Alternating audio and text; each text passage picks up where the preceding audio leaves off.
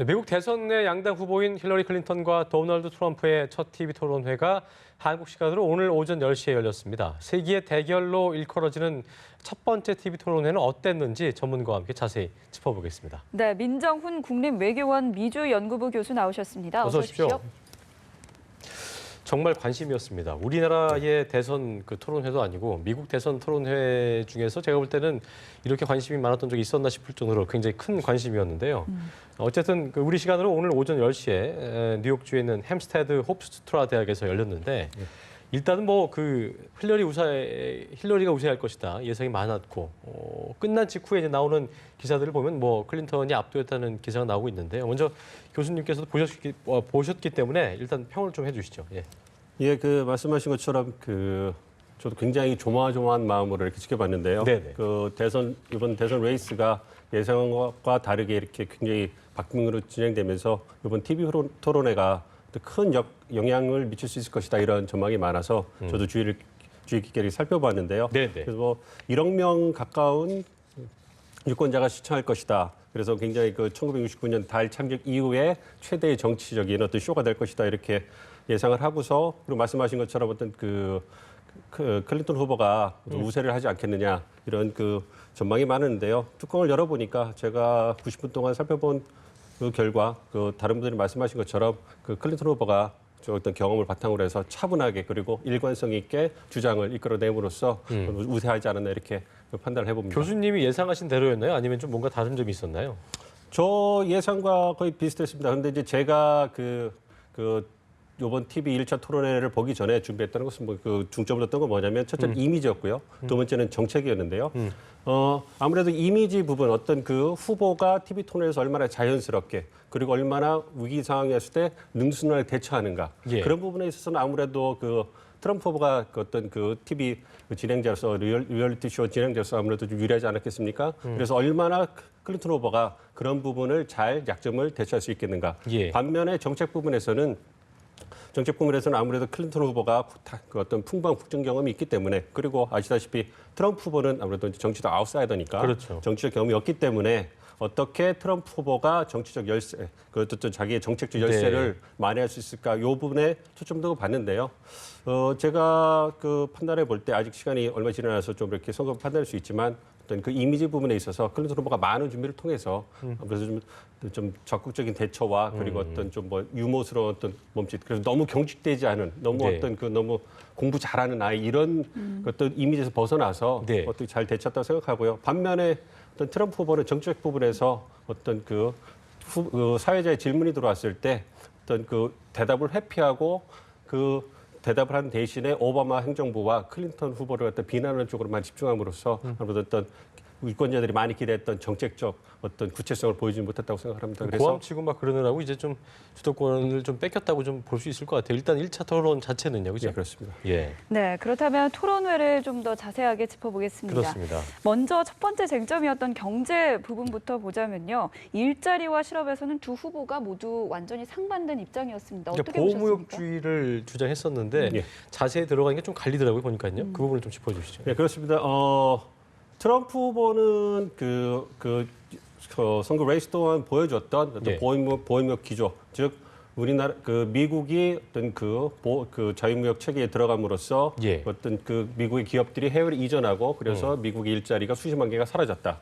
그래서 이제 그런 미국의 기업들을 다시 미국 내로 불러 들어와야 된다. 그래서 지난 8년간의 오바마 행정부의 경쟁적 완전히 실패한 것이다. 그래서 어떤 미국 기업들을 미국 국내로 돌아오게 하기 위해서 어떤 적극적인 세금 감면을 통해서 미국으로 돌아오게 하겠다. 이렇게 주장을 계속 지속했고요. 반면에 클린턴 후보는 지난 8년간의 어떤 오바마 행정부의 경제 정책은 굉장히 성공적이었다. 그래서 경제 지표도 좋아졌고 실업률도 낮아졌다. 그렇지만 그것이 완벽한 것은 아니다. 그래서 우리가 이제는 이번 대선에서 부각되었던 인컴 인이퀄리티, 즉 소득 불평등을 어떻게 개선할 것인가에 초점을 두고 그 방법으로 최상위층, 최상위 부자층의 어떤 65%나 되는 어떤 높은 세율을 매김으로써 그 세금을 통해서 중산층 그리고 모든 미국인들이 잘 살 수 있도록 그러니까 페어하기 할 수 있는 어떤 경제 시스템을 만들겠다고 이렇게 주장을 했습니다. 네, 이 주장을 봤을 때 교수님 보실 때 미국 시민들이 볼 때 이 부분은 이 사람이 나쁘다라고 한다면 어느 쪽에 좀 그 무게 중심을 좀 둔다고 볼 수 있을까요?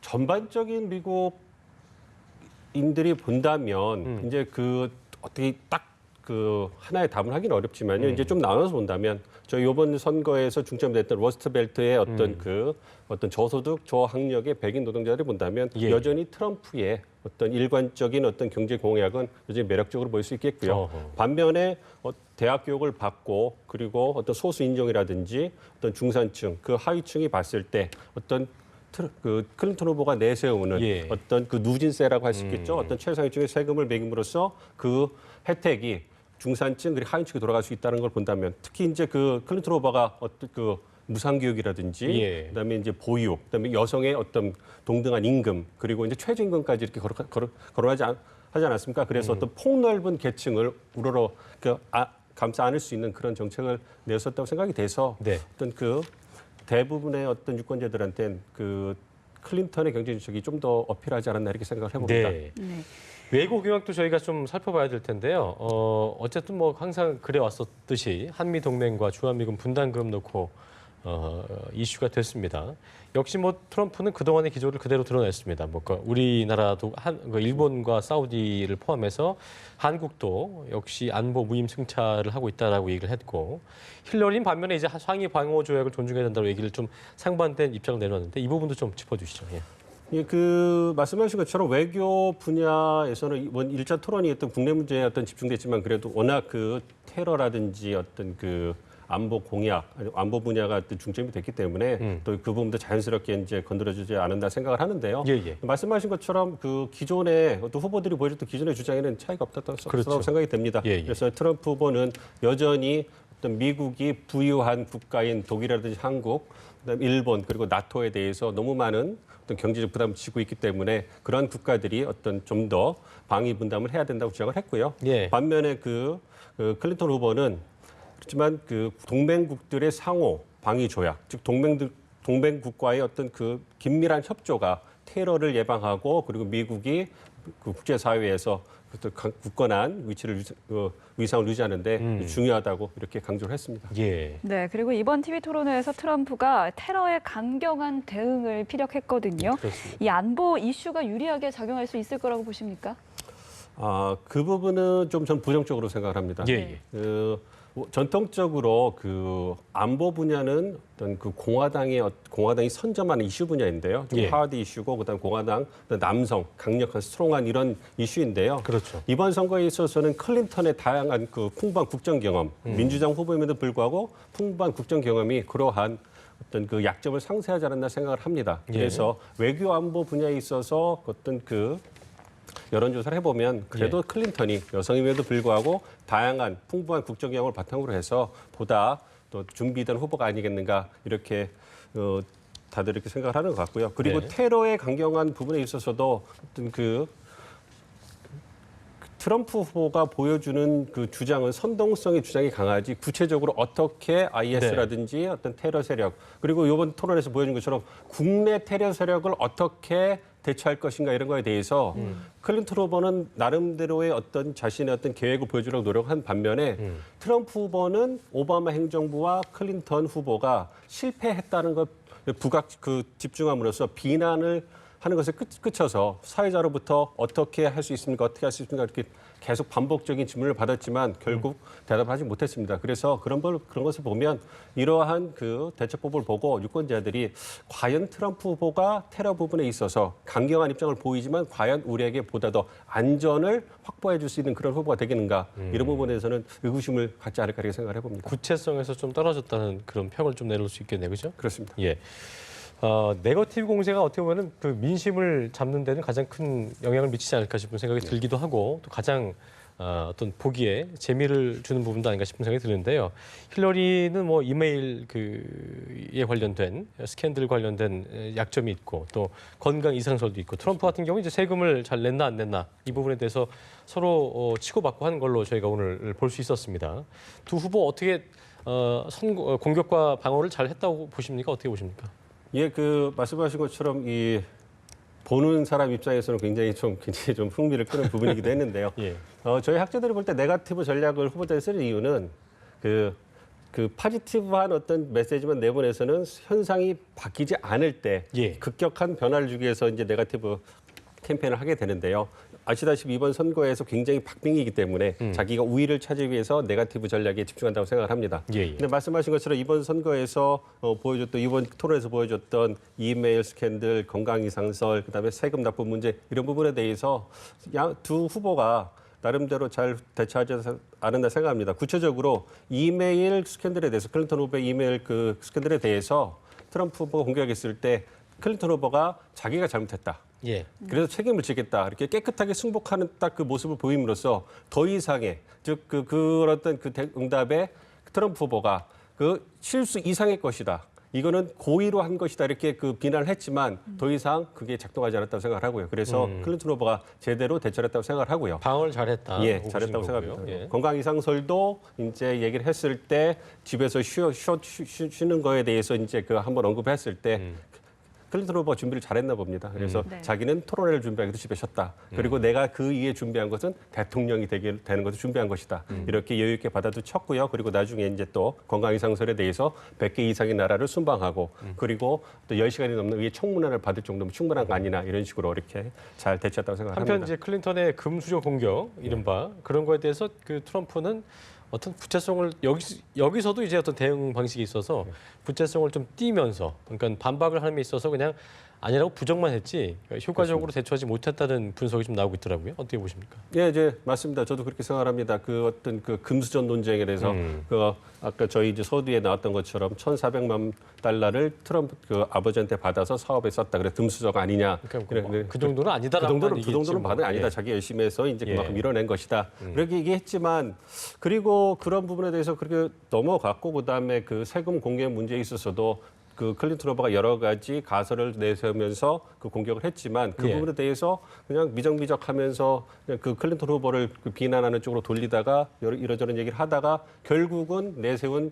조건이 아시다시피 그 클린턴 후보가 33,000개의 이메일을 공개한다면 자신도 세금 내역을 공개할 수 있다. 이런 식으로 해서 그런 모습이 경선에는 어떻게 긍정적으로 작용했을지 모르지만 어떤 대통령, 미국 대통령, 세계에서 가장 중요한 정치적 포스트에 하는 미국 대통령이 보여줄 단호함, 정직성 그런 부분에 있어서는 좀 그 부정적으로 비춰지지 않았나 생각이 듭니다. 네, 그리고 이번 TV 토론회가 시작되기 전에요. 힐러리는 트럼프의 저격수 마크 큐반을 초청했고 또 트럼프는 빌 클린턴의 옛 연인으로 맞불을 놨다가 하루 만에 취소하는 해프닝이 벌어졌거든요. 이 네거티브 전략 어떻게 통할 거라고 보십니까? 사실 이 부분이 어떤 그 어떻게 분석하느냐에 다른 건데요. 다를 수 있는데요. 만약 이러한 신경전이 과연 표심에 영향을 미칠 수 있겠느냐 이렇게 본다면 결과적으로 이제 표심을 움직이기 위한 거기 때문에 그렇잖아요. 그래서 어떤 직접적인 영향을 미친다기보다는 제가 판단했을 때는 어떤 그 TV 토론회에 들어갈 때 어떤 우세한 기세, 어떤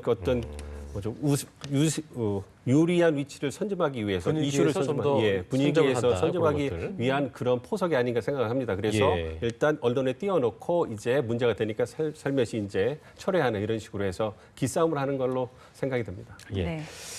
과거 사례도 좀 저희가 좀 궁금한데요. 그 과거 미 대선 TV 토론에서 대선 판도를 이게 이런 상태가 아니었는데 A와 B가 이런 그 TV 토론회를 통해서 뒤집어진 경우라든지 굉장히 이 결과가 나오게 됐구나라고 좀 놀랄만한 결과가 나온 사례가 있었습니까?